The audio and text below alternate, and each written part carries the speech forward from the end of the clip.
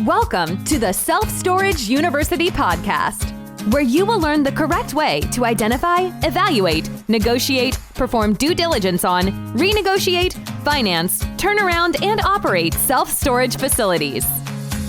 And now, here is your host, a partner in one of the largest real estate portfolios in the U.S. with nearly $1 billion of holdings, Frank Rolfe. You've got bank debt. You have seller financing debt. And then you have this hybrid called the wrap note. This is Frank Rolfe, the Self Storage University podcast. We're going to focus in on the strange financing construction called the wrap. Now, here's where a wrap comes from. Let's assume someone borrowed on their self-storage facility when they bought it $400,000. So they've got a note they're paying on every month for maybe a 20-year amortization on $400,000 of debt. And now you come to that mom and pop seller and say, hey, I would like to buy your self-storage facility. And you agree to a price, let's say, of $800,000. And so you're going to put down $160,000. But on that other $640,000 of debt, there's that already existing first lien, that $400,000 first lien sitting there at a much lower interest rate. And the seller wants to get the park sold, and you want to get the property purchased. But the issue is that you've got this note that's so attractive, you really don't want to lose it. So what mom and pop say is they say, well, you know what? Let's just go ahead and do a wrap note. Let's leave that loan in position for $400,000. And then I'll go ahead and I'll do the other $240,000. I'll seller finance that. And you put down your down payment, and that's how we'll do the deal. Now, is that attractive to you as the buyer? Well, sure. Because you're going to get a lower interest rate than you could get right now on that first lien note. And then the seller's going to carry the paper on the second lien note. That's the wrap. And on the wrap, you're going to get a lower interest rate than you would get on a bank. So from a construction perspective, as far as alternative financing, it's not a bad idea. It's been around for decades. People have done wrap notes forever and ever and ever. However, there are some things you have to know about wrap notes that can make them a little risky. And there's some things you can do to safeguard your investment if you only know about it. So what are those? Well, the first thing is you need to know that when you do the wrap note, that first lien that the bank currently has, in this example, $400,000, it's got a note. And that note has various conditions that the borrower must work around. And the first one is typically what's called a due on sale clause. It says if mom and pop sell that self-storage facility, then they're going to have to go ahead and pay off the loan. So, wow, okay, that's kind of a problem because now you're doing a construction that really isn't legal. You can't really cause the bank to continue in the first lien position when they're not supposed to be in that position other than with that original mom and pop. So a good idea when you start out the concept of even doing a wrap is to look and review a copy of that first lien and see if that first lien is going to allow that property, that storage property, to be constructed into a wrap without violating the agreement. Now, some bank loans do not address it. I looked at some bank loans, and we have done wrap deals in the past in situations where the bank does not have a due on sale. It simply says we have a first lien on the property, and you pay this much for this amount of time. And as long as the bank has that first lien, it seems perfectly happy. So in some cases, the wrap is fully fine, because the underlying note says, sure, you can wrap this thing. As long as we have the first lien, we don't really care. But what do you do if the bank says, well, my first lien, you got to pay it in full? Well, that puts a huge amount of danger upon your deal. Because what do you do if the bank calls that $400,000 note due in full? Mom and pop don't have the money to pay it off. You're only putting $160,000 down. That's not going to cover $400,000. And you probably don't have the $400,000 to pay it off either. So technically your loan would go into default, and they would then take the property in foreclosure. You would lose your entire down payment, lose the property. It would be the biggest mess of all time. So that's the true risk of the wrap note. Now, if the wrap note is legal, and again, if you really want to know it's legal, you'll have to have an attorney read it to advise you that it is fine. But you yourself can see whether it addresses the situation or not.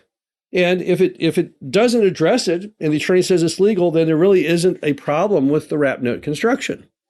But if there is a problem with it, as you can see, if you go forward, you could get in real trouble. So how do you defend against that? Well, if the lien is truly not allowable to transfer on to the next owner, then really the only thing you could do is to go in with a very, very small down payment. That's how you would mitigate your risk. So going back to our original concept here, the $800,000 self-storage purchase, maybe instead of putting $160,000 down, you put $60,000 down or $30,000 down, or in some cases $0 down, because you're afraid they're going to call that note due. And that's a very reasonable request. Now, another problem you have with the seller note is on the wrap, remember that property is not titled into your name.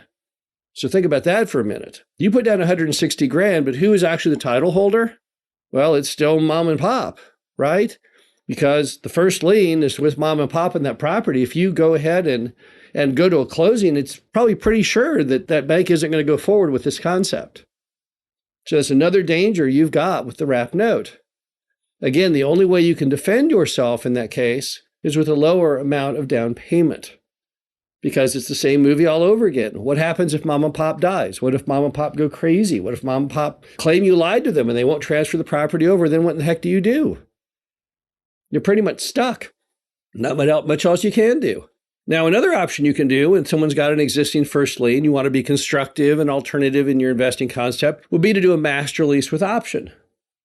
Now, a master lease with option means that you would make a master lease on the property, but you're not buying it. So it doesn't typically trigger the due on sale, but instead allows you to take over the property and run it as you like and to make the payments and everything else without having that issue with the note. So does that work? Well, it could work, although often mom and pop are not really happy about the idea of turning their entire property and its future over to you, a relative stranger. Not knowing how you'll steer the car, will you steer the car off the cliff? But we have done those kinds of deals before. So that is another alternative you would have to do something alternative when there is an existing first lien. So that is still out there on the table. But in the current climate with interest rates where there are, it doesn't hurt to try some alternative vehicles. And the wrap note is probably one of the most classic of the alternative bank financing concepts. Now, a couple other tips on a wrap note. If you have a wrap note and the seller makes payments every month and you don't really want the bank to even recognize the fact that there's been a transference, it might not be a bad idea to go ahead and have the seller continue to make the payments. You make the payment to the seller and the seller then forwards it to the bank. Now, the risk there would be, of course, what if the seller doesn't make the payment? But you'd have to imagine that they do. Remember that in a wrap note construction, who's on the hook on the first lien is in fact the seller. If that's a specific performance note and they don't pay the payment, well, the bank will foreclose on that storage facility and then go after them for the deficiency. They have much more skin in the game than you do. However, you've got your fresh capital at risk, and so that means you also have a whole lot at stake.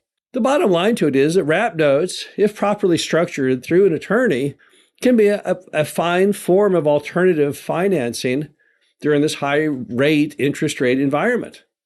So don't overlook the options, but you've got to protect your interests. It may be to do them, you've got to go with a very small amount of down payment. You need to have the loan probably thoroughly checked out by an attorney.